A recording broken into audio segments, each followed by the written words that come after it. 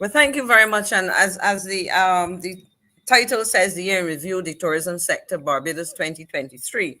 And what I want to do is I've given an outline of the presentation. There are four points in there. So the second slide would show you the areas that I am covering. And so if you look at that second, Dave perhaps can move to the second slide, as I'm not controlling it from this end. So what I wanted to say something about really is the importance of the sector to Barbados. Some look at some indicators of performance, and do a bit of a comparison with regional competition. In other words, as a member of the CARICOM and within the Caribbean, because not only are we talking about CARICOM? You could look at Cuba, you can look at Dominican Republic, and so on. Bahamas, of course, is within CARICOM, but it is very up north and very much a part of it. So I also want to say a couple of things about, express some concerns going forward. And having said that, the next thing I want to stress is just to share a couple quotes in terms of the importance of the sector to Barbados. And that quote, and I can cite numbers and so on, but in one article I was reading, it says more than this, because they're talking about Barbados, more than this, Barbados lacks the abundance of natural resources to competitively develop other industries or competitively engage in international trade. This is not my opinion. This is an opinion of somebody else. And they're going to say, thus, tourism has emerged as the main source of foreign exchange, accounting for nearly 50% of foreign earnings on average. And that is a general view. That was shared by a writer out of the Spanish speaking area of the region. The third slide and the next slide goes on to share that importance. So hopefully we can, thank you. And we can go to the next one because I read that quote just now. So the other point I want to illustrate using the views of the United Nations World Trade Organization, World Tourism Organization. International tourists in Barbados spent in 2021, because this is the importance, just under 600 million US dollars.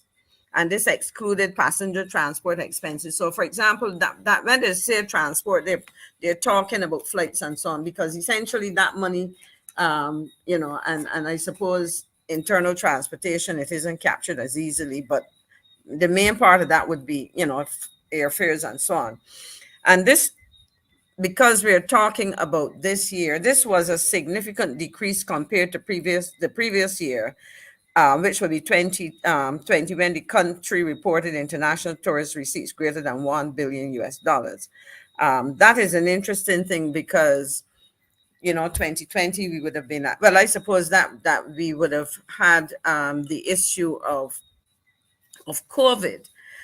So having said that, you really, and I just want to share with viewers that the statistics that I am quoting are actually not stuff that I made up or numbers I made up, but they are cited by a number of sources: the Caribbean Travel Trends Digest, for example, Tourism Analytics Barbados, and they in turn indicated that they would have pulled their numbers from the Barbados Statistical Service, the Barbados Tourism Marketing Inc., and Central Bank of Barbados. I just want to quickly say that in trying to collect information, I was a little disappointed in what I call the challenge of accessing information from Barbados Tourism Marketing Inc., because if you go on their website, they're asking you a whole set of questions, which for somebody like me, what company you're from, and title and all kinds of things. I'm a retiree interested in doing research, so none of those things apply to me. But those are questions that you had to answer. So I left it. But my suggestion, as I would say later on, is if we're talking about sharing information, we need to do that. So I can go on now to share a little bit of the statistics that are there. And for example, if you look at the stopover visitors to Barbados this year up to November, there's a breakdown by country or jurisdiction, and it says Barbados stopover. That's in the monthly figures. But before that, there's okay, I'll look at that and then I'll go back because, okay, you have the right one here. Basically, you can see that in 2023, up to November, the statistics report that we would have received visitors spending time in Barbados. This excludes cruise tourism of about 559,701 persons. And that compared with last year, which would have been 469,259. So there was a 19.3% increase from last year to this year. But the next slide talks a bit more about stopover visitors, not only in 2021, 22, but this takes now to give us some comparisons. And I think this is important because when we look at 2019, which is a significant year because it's the year before we had to deal with the full effects of COVID, because, you know, we went into lockdown early 2020. And so if you look at the numbers, and I'll work from 2019 and go back, we had a total of stopover visitors. And while it is broken down monthly, January, etc., I'll go to the bottom and look at year to date. So what it is saying is that in 2019, we had about 712,946 visitors. In 2022, we had 539,746.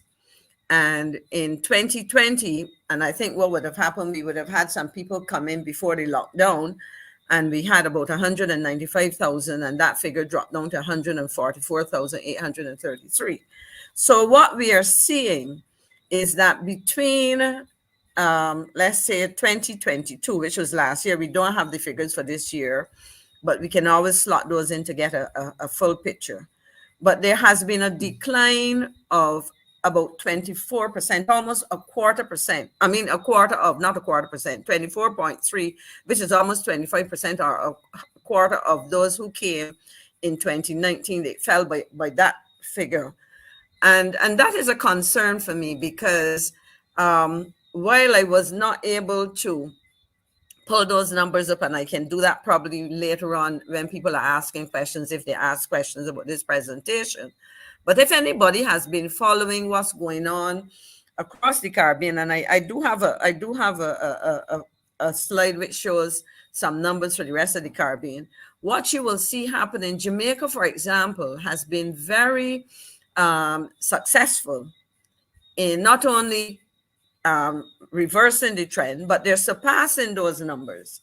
You know, so if you look at the numbers for the other countries. But before I go to talk about that, so there's one thing to note in terms of Barbados is that we have not yet, based on these statistics, caught up in terms of returning to the level of or the number of visitors who came to Barbados and stayed, you know, so those are the people who arrived at the airport, stayed in hotels, condos, visited family, and so on.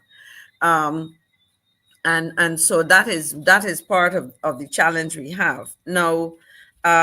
If you then go on to look at, we could also talk about what's happening in cruise. Now remember that if you're talking about tourism, we have two main components of our, you know, tourism activity. A main one is the land, what we call land-based tourists, the people who come and spend multiple days and so on, and then those who come by cruise ship. So one of the things that you would see, and let me deal with the figure that's in front of me, because what this is really saying is it takes a look at the numbers in terms of the Caribbean. If you look, and you go from Montserrat right down Cayman Islands, which is relatively small, I suppose, but Cayman Islands would have had over 300, almost 350,000 visitors in 2023 as compared to 200 and something in 2022. So you see that there's a positive increase there. If you go to Cuba, you would see that there has been again an increase from 1 million plus to 2 million plus in 2023. Jamaica, if you go down, Jamaica had a number of 1,775,000 or so, from 1,400,000 and something thousand. So in essence, you're seeing a situation that is somewhat or very different from Barbados, in that we have seen in the Bahamas. Bahamas again has increased their numbers by 27%. Jamaica is about 24%. And for some reason, they separate Montego Bay. I think that is perhaps the cruise tourism, because you notice it's 4 million and something. So that is probably where a lot of cruise ships come in. And so that is why they probably separated that in that number.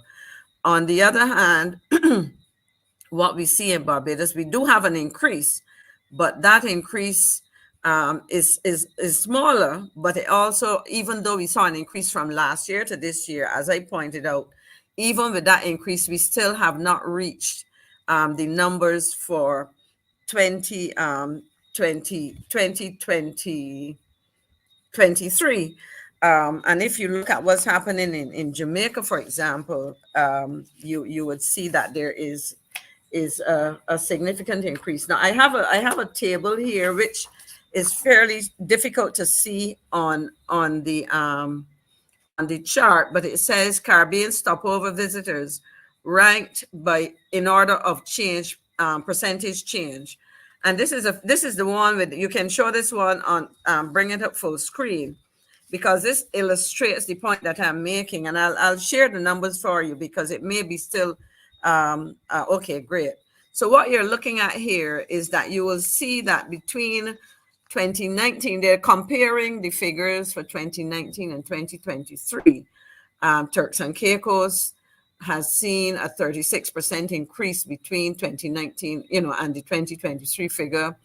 San Juan has gone from 8.5 million tourists to 11 million plus. Cancun, Mexico has gone from 18 million, almost 19 million, have gone to 19 million from approximately 15 million, 25%, 26% increase if you round the numbers. Similarly, Curacao, Dominican Republic. Let's look at those countries that are a little closer to us. If you look at Grenada, Grenada has seen an increase from 2019 from 147,000 to 157. 7.2%, and I am sure Grenada is happy to have one of our former star promoters of Barbados, Petra Roach. We've lost an excellent person there, and I can only be concerned about that. If you look at Jamaica, in terms of Montego Bay, which, as I said, I believe that is where you're talking about probably cruise, you're looking at a movement of 4.2 to 4.7, a 10.8% increase. Now you come down to Barbados, and what we're seeing this year based on this number, Barbados has gone from 636,592 to 559. So we are still behind by 12.1%. And this for a country that is relying very heavily on cruise ship. Not on cruise ship, but tourism arrivals and the generation of the foreign exchange, particularly within the context of the debt profile that we have now. A lot of we've seen a significant increase in debt. But that debt, as we know, is debt which is denominated in foreign currency, is foreign dollars that we have borrowed. And therefore, we have to be on an earnings path to ensure that we can generate the resources that we need to have. We can see Dominica falling significantly, but again, tourism in Dominica does not translate into the same level of importance of Barbados. If we look at the, as I said, the foreign exchange earnings, if we look at the employment and the number of businesses that perhaps constitute support, the provision of support services, etc., then that is a problem. I suppose if you look at Anguilla, Cuba has seen a significant fall off, but that perhaps is also explained by its relationship with the United States, but I don't want to dwell too much because we're talking about Barbados. So far, what this has shown is that we have pretty much lagged behind the rest of the Caribbean in terms of arrivals of stopover visitors, and therefore we have some significant issues there. We also have to be concerned about what I call the other major segment of our another major segment, which is really our cruise sector.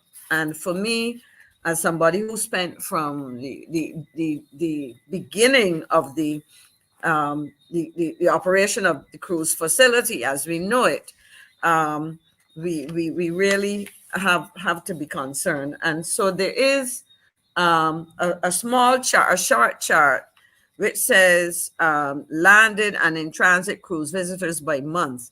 And so that is the on page 5 of the slide. That's about page, well, not page, well, I'm sorry, I copied mine on 2 pages, but it says, and I'll tell you what it says as Dave looks for that. In terms of the cruise sector, what we were able to see happen, and this is positive, and I'm very happy to see that we had a significant increase between 2022 and this year. Last year, we only had 252,303 visitors.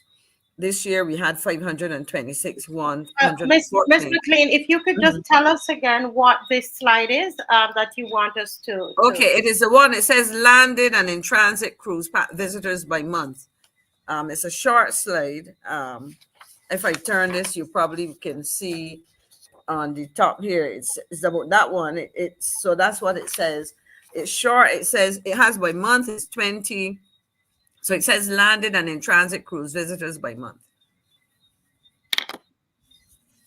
So as you look for that, I just want to say something about our cruise sector, because my concern is that we heard a lot, or a lot was said, but for persons like myself, I was skeptical because of my understanding of how the cruise industry works. Because remember, during COVID, Barbados extended significant support to cruise ships that were stuck. Remember, trying to get crew off, because a cruise ship that carries about 2,000 workers, if you were trying to get those persons, this is it. If you were trying to get those persons back home, it would have taken multiple flights. A plane that holds 200 and something people, you're talking about 10 flights or 9 to 10 flights to move the crew back to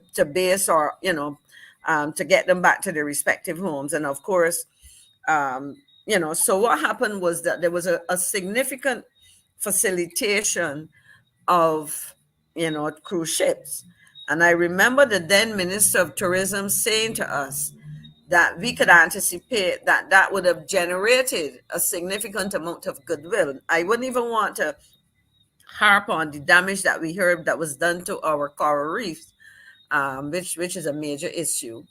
But the information shared made Barbadians believe that coming out of our hospitality, let me describe it as that, to the cruise sector, that they were going to reciprocate. But the truth is, cruise ships, the cruise sector, they plan their itineraries way in advance, a couple of years out and so on. So I didn't expect that we would have seen any significant shift. However, We have gone from 2020, 2021, 2022, 2023. And one of the things that worried me was that we had a total drought in the summer, because if you look at the chart there, there are four, there are one, two, three, four, five zeros in 2023. And that was worrisome for me, because if, as I said, the cruise lines were seeking to reciprocate, and to acknowledge and recognize and do something about beyond recognizing our support, I would have expected that we would have seen some kind of activity between May and September. Because typically, while the summer is a very slow one, you still would have almost on a weekly or almost alternate weeks a vessel or two calling. And I couldn't understand why, having heard all that I heard, we didn't see that. So that for me is a concern. And the concern, therefore, in the absence of having itineraries for the rest of the season and the summer, because the recognize that the cruise season begins around late October, November, and runs until April, May. Um, then and then, as I said, you have a slow season. To see those kinds of zeros in 2023 to me is worrisome. And I asked myself, what kinds of negotiations have been going on, between the Florida Caribbean Cruise Association, the umbrella body, FCCA, which is the umbrella body for the cruise ships, and Barbados as a destination, one that was considered very important. So I think when we look at these, my concern, it leads me to ask a set of questions. What exactly have we been doing? And I'm not only talking now about cruise, but about our long stay visitors, or as well. What are we doing in terms of our marketing and promotional efforts? And one of the things that I am concerned about, because as I said, I'm looking at the performance and looking at the whole issue of indicators of performance. We were promised, I recall, and this is not the first time I've seen it happen, and I think this was very glaring. We were promised great things when an expatriate out of, I think at the time he would have been recruited out of somewhere like Indonesia or something. And this guy, I'm trying to remember his name. It was touted that he was bringing all this experience and expertise and knowledge and networks and contacts. I am yet to see. He's come and gone, costing us significant money. And in fact, I can see nothing, and I emphasize nothing, that he would have done to address any of the challenges that we had. Unfortunately, and I reiterate it again, the person who many of us knew as the person taking the lead on a lot of this, and I call her name again, Miss Roach, Petra Roach. I don't know if she was interested in the position. I don't know if she applied for the position, if it was advertised. But I believe that when you have good employees, they should be given first consideration. But I can only speculate and ask questions. So really and truly, when I look at these statistics, when I look at the energy that is being generated by the marketing programs, and we can go into details of those something else by the other countries. You listen to Jamaica. Jamaica has been able to attract a number of new airlines. Barbados, for example, traditionally had a very healthy relationship, passenger wise and visitor wise, with the UK. What I am observing with interest is the number of persons from the UK, and indeed I would probably say Europe, but I would have to bring the statistics, who are finding it more attractive to go to Jamaica on holiday. Now, there are a number of reasons for that. One, of course, I mean, I think Barbados has continued to be an extremely expensive destination for some people. We do have a very useful, important niche of high net worth persons.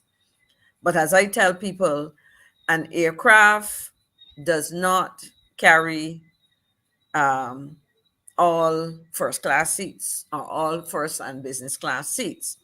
The vast majority of persons on an aircraft constitute economy passengers. And therefore, as we look to the UK, for example, we will continue to see those high net worth persons come into Barbados, I trust. Um, but we also need to find ways to get what some people describe as the aspirational traveler, because a lot of the persons in the UK are said to want to visit the places that they see the high net worth people come into. So Barbados has been attractive and an important destination. We would have seen a bump in numbers with when you had a cricket game, and once the British are playing here, we will see the so-called Barmy Army visit. But there's growing concern about the cost, and the other concern that parallels that is that people are concerned that we are not seeing the traditional high standards of service. And I think this is something that Barbadians have to flag. Barbadians in the industry, Barbadians across all sectors, private sector, public sector. And the truth is, and we could talk about this some more, service quality in Barbados has deteriorated significantly. Whether you're going to a commercial bank as a local, whether you're going into a retail operation in the city or anywhere around the country, you go into offices. I mean, we've heard complaints of trying to get to talk to somebody in an organization. I recently was trying to get some information, and I was told if you send an email, they will get back to you or whatever. And I must tell you, sent it, and I'm still waiting. I got the information because I did it the old way. I picked up the phone and called. So as we look at performance, back to tourism, we have a national problem to address. If we are a high-end destination, or where we have a significant high end, because high cost does not mean high end. The high cost comes from the strength of the currency. Our currency is linked to the US dollar 2 to 1. A person who is coming from a jurisdiction where the exchange rate is multiples, I mean, even staying in the Caribbean, look at the exchange rate of the Jamaican dollar. I haven't checked the latest figure, but it is significantly different, And so what happens is when people convert their currency to Barbados dollars or US dollars, because a lot of our rates are quoted in US, then it becomes expensive for them. So if they come to Barbados, then, they want to see significant, they want value for money. And that is something that we have to focus on in terms of how we deliver service. Another issue for us, Marcia and colleagues on hearing us across, the world for that matter, because we know that we get listeners from everywhere, well, across several countries, is the challenge we have in terms of our regional travel. Barbados and the Caribbean are Barbadians, let me say, or persons trying to travel to Barbados from the Caribbean. We are to a large extent frustrated by the absence of air transport, the connectivity. Unfortunately, and this is something that I think with the demise of LIAT as we knew it, there has been no obvious replacement for what's happening. The truth is, and this is something that I would have argued with colleagues when I served as a minister of foreign affairs and foreign trade, because foreign trade is impacted by transport, for example. If we as a region understood what LIAT really stood for, LIAT was a public good. And let me explain what I mean by that. Air transport is a highly an expensive and highly risky business. We have seen in Barbados, I certainly would have been around long enough to see a number of airlines launch and die, because at the end of the day, if you're looking to operate strictly on commercial terms, you could only do that in limited in by limiting the routes that you use. But based on the model that we had for LIAT, the benefits were really the business and the opportunities that were generated by the ability to move around. Um, you know, Cropover, which is a major tourism, that falls into the tourism calendar of Barbados. Trinidadians came here easily, and Trinidadians probably can still get here on Caribbean Airways. But other Eastern Caribbean, citizens would find it difficult. So one of the issues that we had is that we've seen a significant fall off in Caribbean tourism.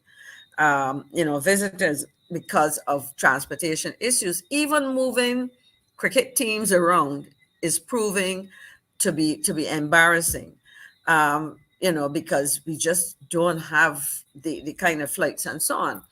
Now, there's another concern that I have when we talk about the issue of tourism. There's something called the multiplier effect. And I noticed that Mr. Bascom has put up the point about getting back to community tourism. I'm not sure what he's thinking about, but what I would say in terms of the multiplier effect and the generation of opportunities for the spreading of the tourism dollar, then community tourism will become a critical part of that. In other words, there are two things we need to talk about. As we, as a country, support the tourism sector by incentives, etc., there needs to be a requirement, in a way that we have not done it before, that there's a level of reciprocity. And let me explain what I mean by that. We have had over the years a manufacturing sector, whether it is in the food processing business, manufacturing of food, processed foods, whether it is the manufacturing of furniture and fixtures, we have not seen a commitment on the part of a majority of the tourism sector look to draw on the skills in our manufacturing sector. In other jurisdictions around the region, where there are incentives, there's also a requirement that those beneficiaries also do business. So, for example, entertainment, they provide provision of soft furnishings, paintings and artwork and so on. What are the opportunities for generating and supporting local businesses? That is part of the performance of the industry for me. That if you can demonstrate that a significant percentage of your dollar remains in Barbados, then we are doing something. And it's for the economists to do some analysis of what is happening, in terms of the extent to which our tourism sector, particularly our hotels, are utilizing the services of persons in manufacturing. I'm not talking about calling in a furniture factory to repair furniture that you imported and then discovered that its longevity is, Yes. its life is limited. So I think at the end, and Marcia, you can signal to me when the time is up. 'Cause I think you Yes, allocated we 7. are. You literally have 1 more minute. Okay, so what I Yes. would want to suggest to you, Marcia, is that while we have seen a significant resurgence of tourism, I am very concerned that I am not sensing um, the presence of Barbados is missing in whether it is awards, because there are a whole set of things I could have pulled up, but as I said, I wouldn't have the time. But when you start to look at awards being given, as destinations, whether in terms of specific elements of the sector, whether it's restaurants, accommodations, promotion, Barbados is missing. And for me, that is a major concern, that we have not gotten back there, and far from getting back to where we were, there's a significant slippage. The last point I want to make has to do with the cruise industry and yachting.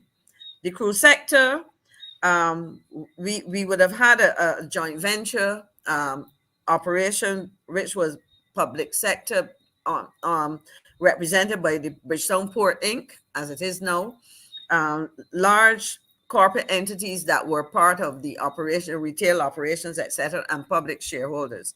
That has come to an end.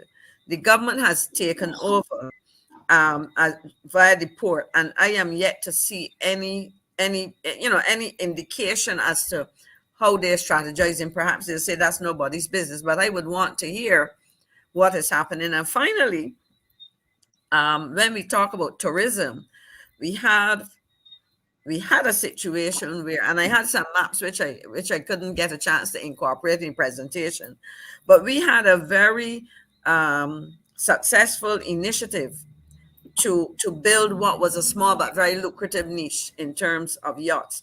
I saw some images of yachts in some harbors in the Grenadines and so on, and some images of yachts in Barbados. And I can tell you, where have all the yachts gone that we saw around this time of the year? They've gone to those islands. I've spoken about this before, but I don't have the time again, but we can look at that. But I Yes. really want to say that I am worried, particularly when we know the pivotal importance of the foreign exchange earnings and potential of a sector that seems to be losing its competitiveness and losing it very quickly.